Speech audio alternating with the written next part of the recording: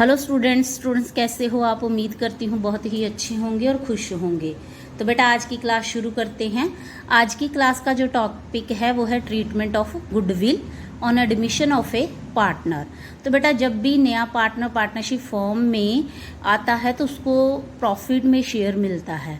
तो बेटा ये जो प्रॉफिट में इसको शेयर मिलता है वो पुराने पार्टनर के द्वारा अपने शेयर को सैक्रिफाइस करने की वजह से रिसीव होता है। तो बेटा बिजनेस में कोई भी पर्सन किसी दूसरे पर्सन को फ्री में कुछ नहीं देता है। तो अपने प्रॉफिट के शेयर को गेन करने के लिए नए पार्टनर को पुराने पार्टनर को कुछ अमाउंट पे करना पड़ता है। तो ये जो अमाउंट वो पे करता है वो अपने शेयर को गेन करने के लिए पे करता है, क्योंकि पुराने पार्टनर्स ने सैक्रिफाइस करके उसको ये शेयर दिया होता है। तो बेटा जो उसके शेयर की वैल्यू होती है वो फॉर्म की जो गुडविल होती है उसकी मार्केट वैल्यू पर डिपेंड करती है।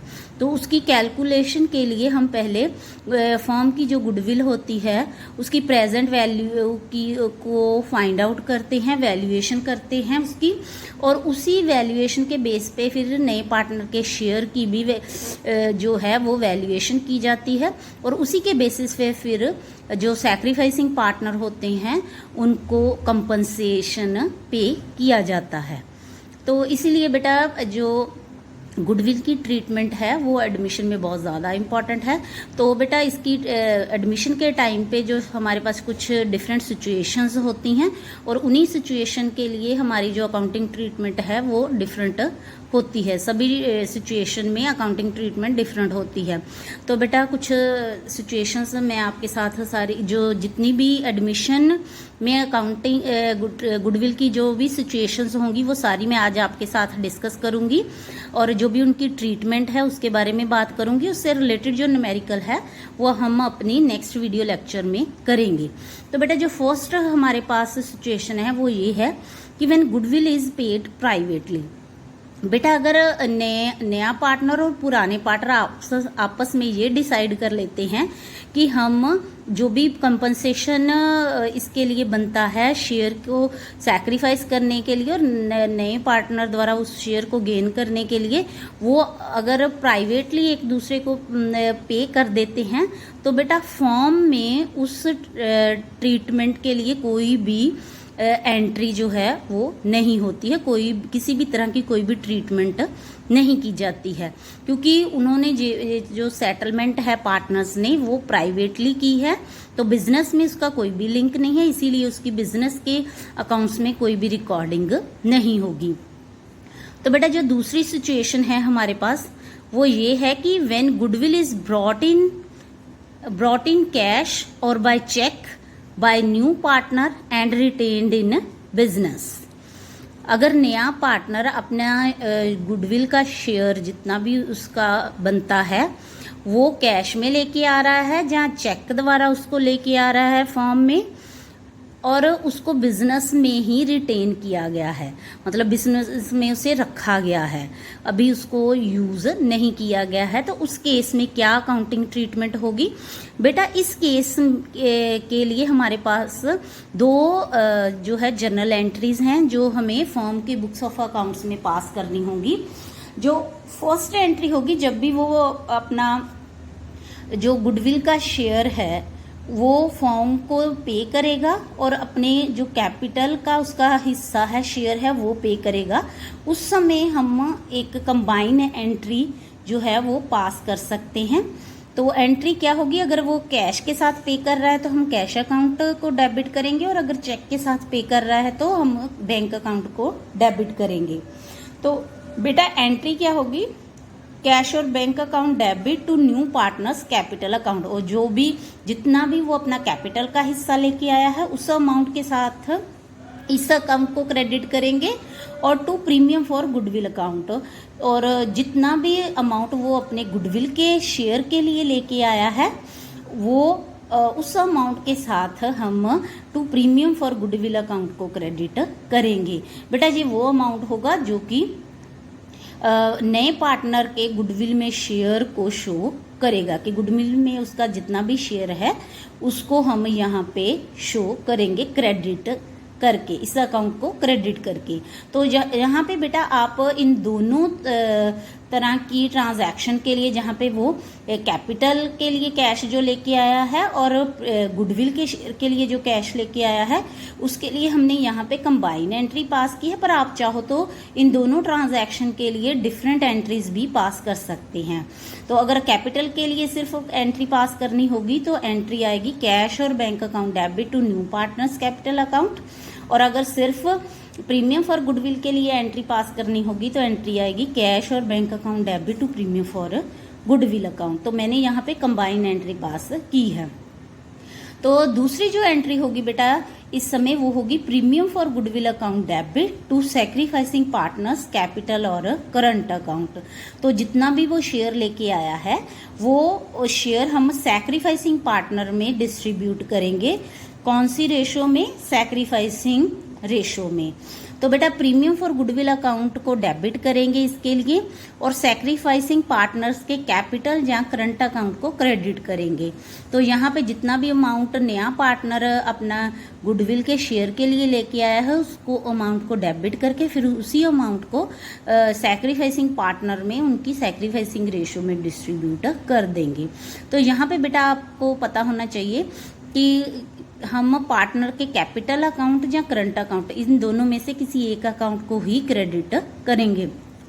अगर firm fix capital method use कर रही है तो बेटा हम करंट अकाउंट लिखेंगे, और अगर firm fluctuating capital method use कर रही है अपने कैपिटल अकाउंट्स को मेंटेन करने के लिए तो हम कैपिटल अकाउंट यूज करेंगे।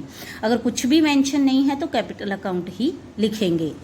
तो बेटा इस केस को हम तब भी इसी ट्रीटमेंट को हम तब भी यूज करेंगे जब हमें क्वेश्चन में कुछ भी क्लियरली मेंशन ना हो, सिर्फ नए पार्टनर के गुडविल का शेयर ही अगर गिवन है तो उस केस में भी हम इसी ट्रीटमेंट को यूज करते हैं। तो बेटा जो थर्ड सिचुएशन है वो ये है कि when goodwill is brought in cash और by cheque by the new partner and is withdrawn by sacrificing partner fully और पार्शली। बेटा यहाँ पे आप अच्छे से समझ लो कि ये जो सिचुएशन है ये थोड़ी बहुत सेकंड सिचुएशन के साथ मिलती जुलती है। इसमें भी जो नया पार्टनर है वो अपना शेयर ऑफ गुडविल कैश में या चेक के साथ फॉर्म में लेके आया है, पर साथ ही साथ इसमें जो एक्स्ट्रा पॉइंट ऐड किया गया है वो ये है कि सेक्रीफाइसिंग पार्टनर अपने उस जो भी उनको कंपनसेशन रिसीव हुआ है वो उसको विड्रॉ भी कर रहे हैं। तो प्रीवियस केस में उसको बिजनेस में रिटेन किया गया था, पर इस केस में उसको जो है सैक्रिफाइसिंग पार्टनर द्वारा विड्रॉ भी किए जाने की बात कही गई है। तो बेटा इस तरह की सिचुएशन में जो फर्स्ट टू एंट्रीज होंगी वो प्रीवियस केस वाली ही होंगी कि जब वो कैपिटल का शेयर लेके आएगा और प्रीमियम जो जितना भी शेयर गुडविल का उसका बनता है वो लेके आएगा, तो उसके लिए भी यही एंट्री होगी, कैश और bank account debit to partners capital account और to premium for goodwill account, उसी तरह कैपिटल के शेयर और गुडविल के शेयर के लिए। और दूसरी एंट्री भी ऐसे ही होगी, premium for goodwill account debit to sacrificing partners capital और करंट अकाउंट, और जितना भी वो नया पार्टनर शेयर ऑफ गुडविल लेके आया है उसको एग्जिस्टिंग पार्टनर्स में उनकी सैक्रिफाइसिंग रेशो में डिस्ट्रीब्यूट करेंगे। तो बेटा इसके अलावा इन दोनों एंट्रीज के अलावा थर्ड केस के लिए उसको एक और एंट्री जो है वो पास करनी पड़ेगी, जो कि शेयर जितना भी उनको कंपनसेशन सैक्रिफाइसिंग पार्टनर को मिला है इंडिविजुअली वो उसको अगर विड्रॉ भी करवा लेते हैं तो उस समय एक एक्स्ट्रा एंट्री और आएगी, और वो एंट्री ऐसे होगी, सैक्रिफाइसिंग पार्टनर्स कैपिटल और current account debit to cash और बैंक अकाउंट। तो जितना भी अमाउंट सैक्रिफाइसिंग पार्टनर ने विड्रॉ किया है अपना, जो भी उनको शेयर जो भी उनको कंपनसेशन रिसीव हुआ है नए पार्टनर से, उस अमाउंट के साथ ही यहाँ पे हम एंट्री पास करेंगे। तो अगर उन्होंने सारे का सारा अपना कंपनसेशन विड्रॉ किया है तो फुल अमाउंट के साथ हम यहाँ पे कैश और बैंक को क्रेडिट करेंगे, और अगर उन्होंने बस कुछ हिस्सा ही विड्रॉ किया है तो जितना भी हिस्सा उसने विड्रॉ किया है उतने अमाउंट के साथ इस एंट्री को हम पास करेंगे।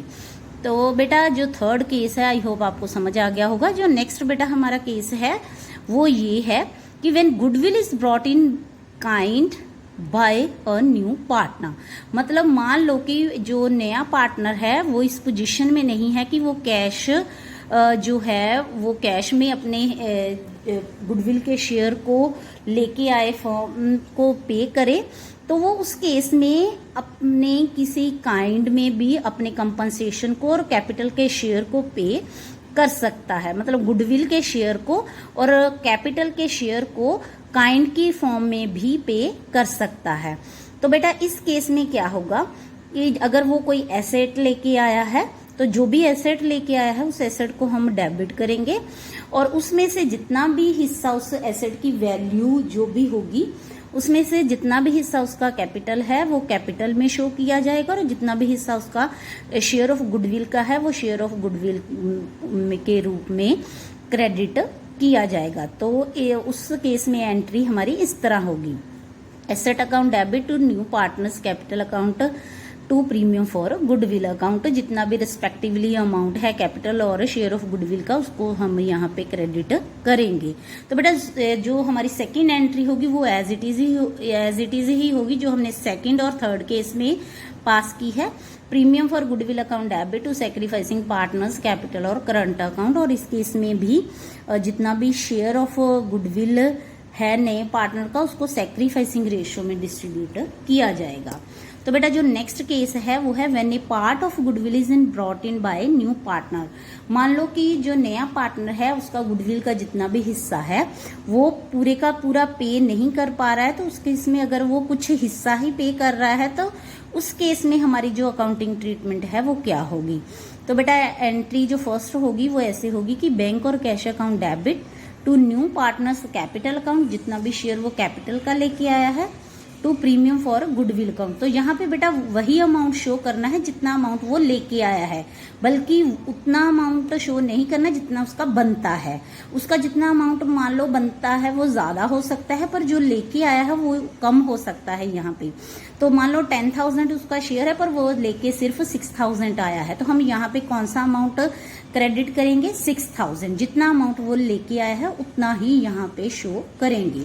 तो बेटा जो दूसरी एंट्री होगी वो इस तरह होगी, premium for goodwill account debit, जितना शेयर वो लेके आया है उस अमाउंट के साथ, और न्यू पार्टनर्स करंट अकाउंट, जितना वो शेयर नहीं लेके आया है, टोटल जितना बनता है उतने शेयर को हमें डेबिट करना होता है, तो उसमें से जितना वो लेके आया है उसको प्रीमियम फॉर गुडविल अकाउंट के साथ डेबिट करेंगे और जो हिस्सा वो नहीं लेके आया है उसको नए पार्टनर के करंट अकाउंट के साथ डेबिट करेंगे। तो क्रेडिट हम सैक्रिफाइसिंग पार्टनर्स के कैपिटल और करंट अकाउंट को ही करेंगे और उनमें जितना भी ये टोटल शेयर बनता है नए पार्टनर का गुडविल का उसको ऐड करने के बाद हम सैक्रिफाइसिंग रेशियो में डिस्ट्रीब्यूट कर देंगे।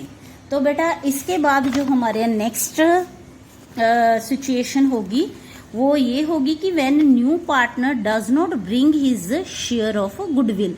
तो बेटा इस केस में ऐसा होता है कि जो नया पार्टनर है अपना गुडविल का शेयर बिल्कुल ही फर्म को पे नहीं करता है, तो उस केस में क्या होगा कि सिर्फ एक ही सिंगल जर्नल एंट्री हम पास करेंगे।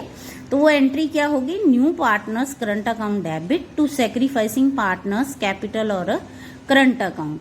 तो जितना भी शेयर उसका गुडविल का बनता है उसको हम डेबिट करेंगे उसके पार्टनर के करंट अकाउंट के साथ और जितना भी अमाउंट है उसको जो सैक्रिफाइसिंग पार्टनर है उसमें उनकी सैक्रिफाइसिंग रेशियो में डिस्ट्रीब्यूट करके उनको क्रेडिट करेंगे।